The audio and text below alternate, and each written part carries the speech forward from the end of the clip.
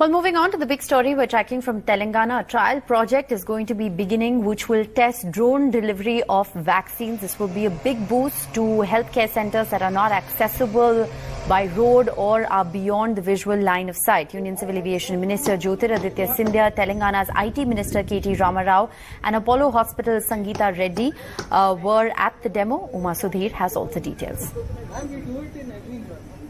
Uma joins us live with all the details. In fact, Uma, this is very exciting. Drone delivery of vaccines. One has heard about, the technology of drone delivery being experimented with other things, but it could actually go a very long way in delivering vaccines to far-flung areas.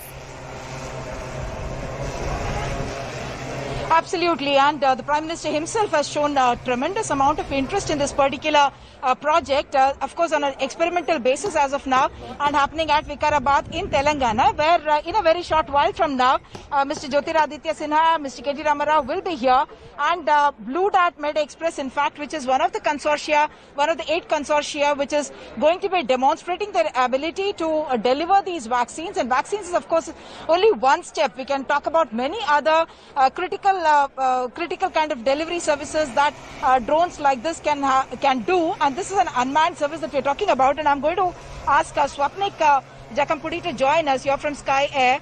As of now, what is the kind of delivery that we are thinking about? Can COVID vaccines actually be delivered? And you're talking about something that will be beyond the line of sight, which means beyond 500 meters, beyond something that you can see.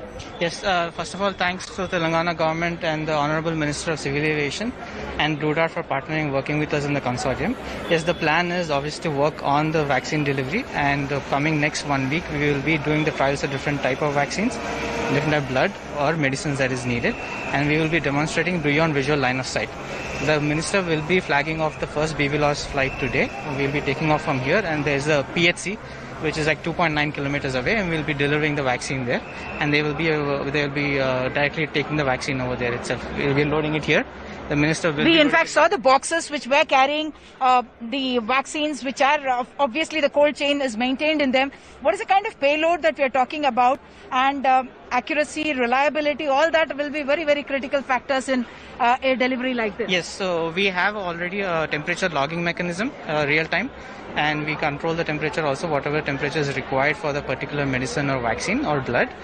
In the real time in the flight too, we will be monitoring it, so just in case if there is any happen, we'll be able to diagnose and tell immediately instead of after the flight is done. So the real delivery of vaccine actually is going to happen to a PHC right now, just less than 3 kilometers away, about 3 kilometers away is what you're talking about.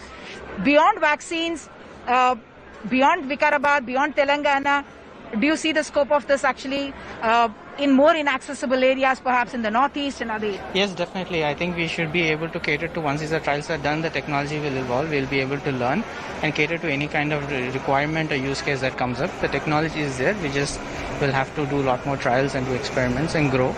And so that we'll be able to cater to every use case that's needed. Thank you so much, Mr. Swapnik. So the first step, of course, we are looking at COVID vaccine delivery, but beyond this, you can talk about organ transplant, any kind of critical machines, diagnostics, samples, this, of course, in the health sector and several other sectors as well. The important part is that those regulatory kind of restrictions which were there on unmanned smart drones like these, that has been removed by the union government, and that's why Jyotiraditya Scindia had also tweeted very, very excited about this particular project. And Telangana, of course, talking about emerging technologies and wanting to take a leadership position in that.